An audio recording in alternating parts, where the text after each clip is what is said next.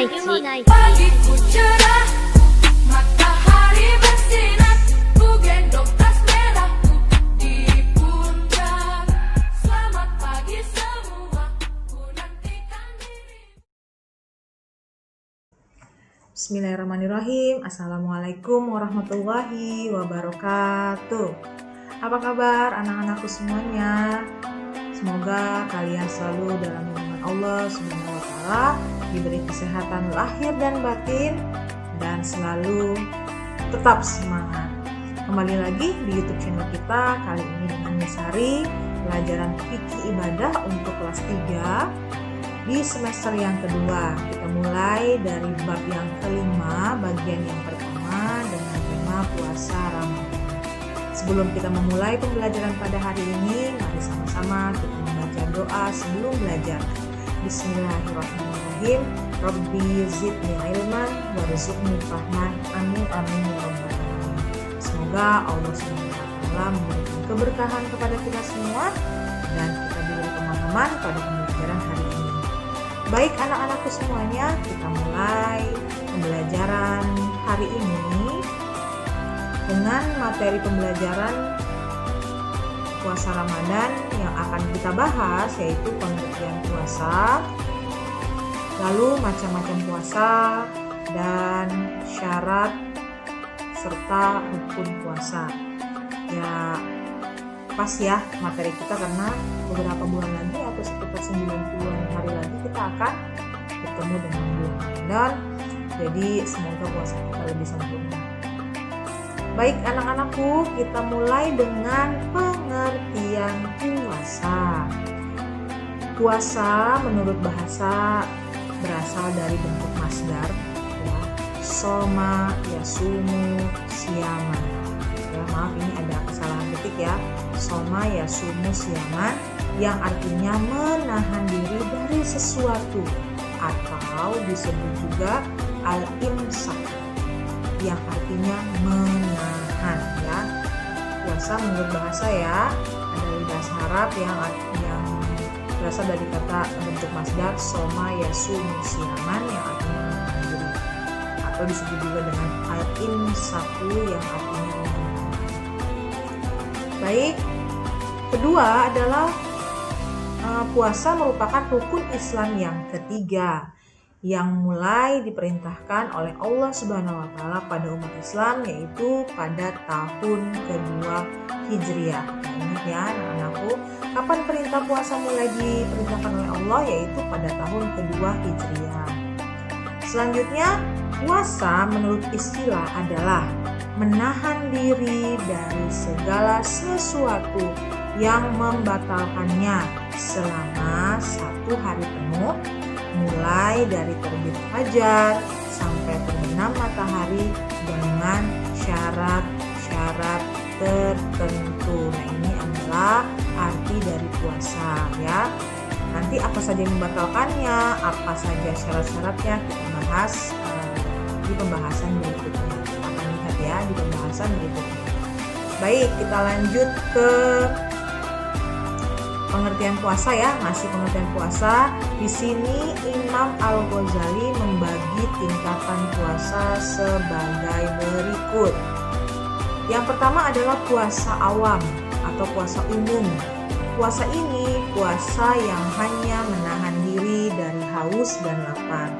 Ini biasanya sekitar ya 80-90% dari umat Islam ya, termasuk puasa awam yang hanya menahan diri dari haus dan lapar. Yang kedua adalah puasa khusus. Apa itu puasa khusus? Puasa khusus adalah yang bukan hanya menahan lapar dan haus ya, tapi juga menahan dari hal-hal yang kurang baik. Ya, ketika berpuasa bukan hanya lapar dan haus, tapi juga menahan perbuatan dari hal-hal yang kurang baik yang mengurangi pahala dari puasa tersebut. Masih jahat sama orang, masih suka ngomongin orang, misalnya gitu ya, masih suka iseng ya, pokoknya hal-hal yang mengurangi pahala berpuasa. Yang ketiga adalah puasa khusus al-khusus. Puasanya orang alim ya, soleh banget, yaitu puasa yang menahan lapar, juga haus, dan segala perbuatan yang buruk. Juga diikuti puasa hati. Ya, artinya hatinya juga ikut berpuasa dari segala urusan duniawi. Jadi orang ini adalah orang yang benar-benar berhenti memikirkan urusan dunia, hanya fokus beribadah puasa. Titik ya, tidak mau melakukan apa-apa yang berhubungan dengan duniawi. Jadi benar-benar mencari pahala ibadah puasa. Nah, ini adalah 3 tingkatan puasa sebagai berikut. Nah, kita bagian yang mana nih? Ya, apa yang awam, apa yang khusus, atau yang ketiga, puasa khusus al khusus ya. Mudah-mudahan kita bagian yang kedua nih ya. Kalau yang ketiga mungkin masih terlalu berat ya, karena ada yang bekerja, ada yang sekolah, masih mengurus urusan dunia, tapi tidak mengurangi pahala puasa. Tapi kalau kita sudah sampai ke tahap yang kedua nih, puasa khusus, insya Allah puasa kita pahalanya sempurna. Gitu ya anak-anak ya. Kita lanjut ke dalil-dalil waktu berpuasa. Ini dalil-dalil yang menunjukkan kapan sih kita mulai puasa dan kapan kita diperbolehkan berbuka. Yang pertama adalah pada Quran surah Al-Baqarah ayat 187 yang berbunyi, yang artinya, makan dan minumlah hingga jelas bagimu perbedaan antara benang putih dan benang hitam, yaitu fajar. Jadi boleh makan dan minum sampai fajar. Kemudian sempurnakanlah puasa sampai datangnya malam. Dan sempurnakanlah puasa artinya puasalah sampai 1 hari, sampai menjelang datangnya malam atau waktu maghrib boleh berbuka. Lalu dalil yang kedua adalah hadis riwayat Bukhari dan Muslim yang berbunyi, dari Ibnu Umar, ia berkata, saya telah mendengar Nabi Muhammad SAW bersabda, apabila malam datang, siang lenyap dan matahari telah terbenam, maka sesungguhnya telah datang waktu berbuka bagi orang-orang yang berpuasa.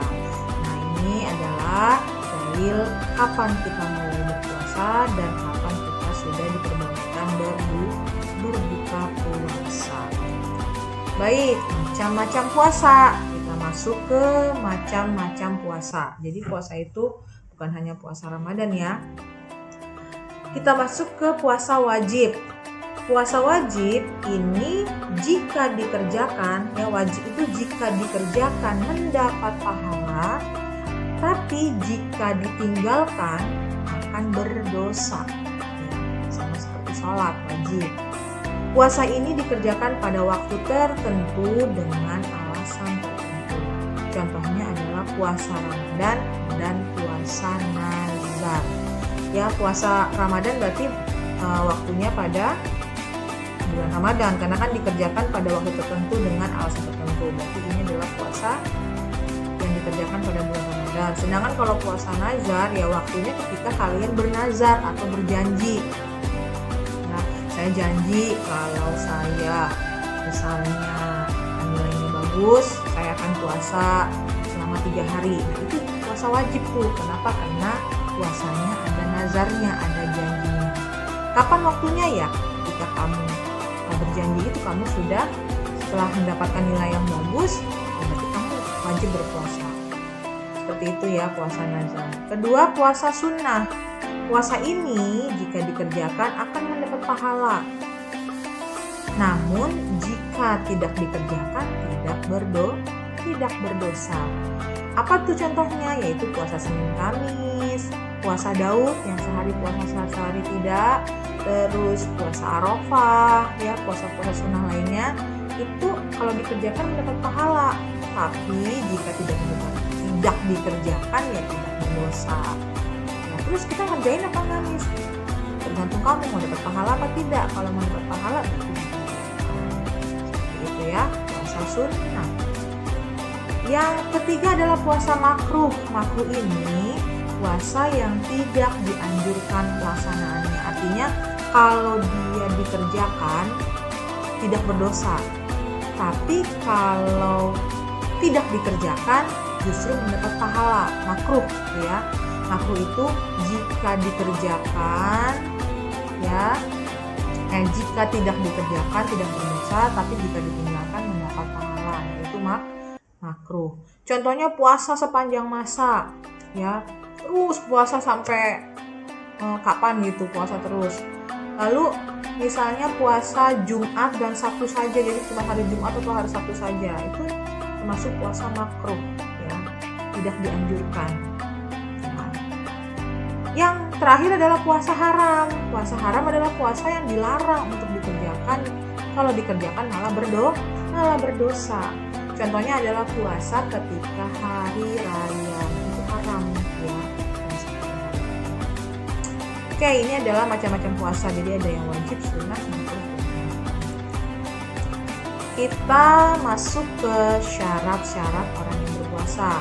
Ada syarat wajib dan ada syarat sah. Syarat wajib puasa itu adalah Islam, sudah pasti ya. Lalu berakal, tidak gila, tidak dalam pengaruh alkohol, ya. Lalu dia sudah balik, sudah dewasa dan kuat berpuasa. Nah, bagaimana di sini nih, saya nomor 3 nih, saya belum balik, masih anak-anak. Justru ketika kalian masih anak-anak, ya, itu adalah puasa pembiasaan, puasa belajar. Dapat pahala nggak? Ya dapat pahala, ya, sama seperti orang dewasa yang berpuasa. Apalagi puasanya yang tadi, puasa yang ranking yang kedua tuh, yang puasa khusus. Selain lapar dan haus juga menjauhkan dari perbuatan-perbuatan buruk, ya, yang mengurangi pahala puasa. Nah, jadi anak-anak ini memang tidak wajib, ya, kalian yang berumur masih belum balik tidak wajib, tapi ya dianjurkan, karena Nabi Muhammad itu anak-anaknya dianjurkan berpuasa. Kenapa? Supaya terbiasa menjalankan puasa. Jadi ketika sudah balik dan dia sudah diwajibkan untuk berpuasa, dia tidak merengek-rengek lapar, tidak merengek haus. Kenapa? Karena sudah terbiasa belajar berpuasa. Lalu yang kedua adalah syarat sah berpuasa. Ini sah dia berpuasa kalau dia Islam. Lalu dia mumayyiz, bisa membedakan mana yang baik dan mana yang buruk, ya. Lalu suci dari haid dan nifas, ya. Jadi wanita yang sedang haid dan sedang bernifas berarti tidak wajib puasa. Nah, mereka diberi dibolehkan tidak berpuasa, namun mereka harus membayar atau mengqadha puasanya di lain waktu. Lalu yang keempat adalah dalam waktu yang diperbolehkan puasa. Jadi syarat sah puasa itu Islam, mumayyiz, suci dari haid dan nifas, dan dalam waktu yang diperbolehkan puasa. Kalau nggak diperbolehkan, ya puasa, ya, tidak sah puasa. Kita lanjutkan ke rukun puasa. Rukun puasa adalah hal-hal yang wajib dipenuhi pada saat menjalankan puasa, ya. Hal-hal yang wajib dipenuhi pada saat menjalankan puasa. Jadi kalau misalnya rukunnya nggak lengkap, berarti puasanya tidak sah, karena ini wajib dipenuhi. Ada 2 macam saja, yaitu pertama, niat puasa pada malam hari. Bunyinya apa? Pasti udah pada bisa, ya. Nawaitu shauma ghadin dai fardhu syahri ramadhana hazihi sanati lillahi ta'ala. Artinya saya niat berpuasa esok hari untuk menunaikan kewajiban di bulan Ramadan tahun ini karena Allah Ta'ala.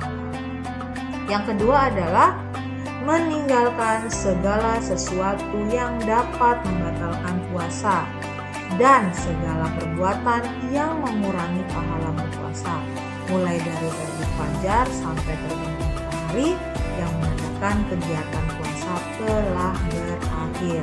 Jadi rukun puasa hanya 2, ya. Satu niat, yang kedua meninggalkan hal-hal yang membatalkannya atau yang mengurangi pahala puasa. Nanti apa saja yang membatalkan puasa? Udah pasti makan, minum, ya. Selain itu ada lagi yang membatalkan puasa, akan dibahas di video selanjutnya, ya.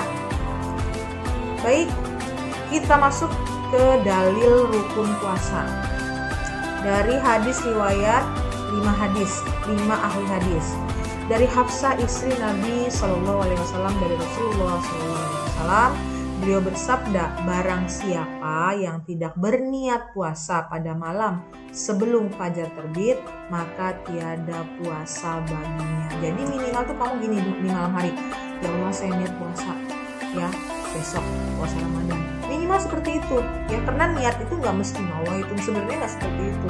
Saya berniat puasa pakai bahasa Indonesia juga nggak kenapa-kenapa. Asal ada nih niat. Misalnya aduh lupa nih taraweh tadi belum baca niat, udah pas makan sahur niat. Seperti itu harus ada niat.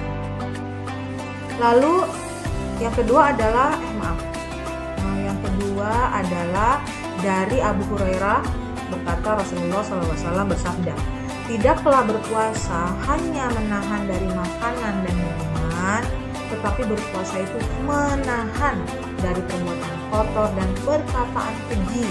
Itu jahat ya.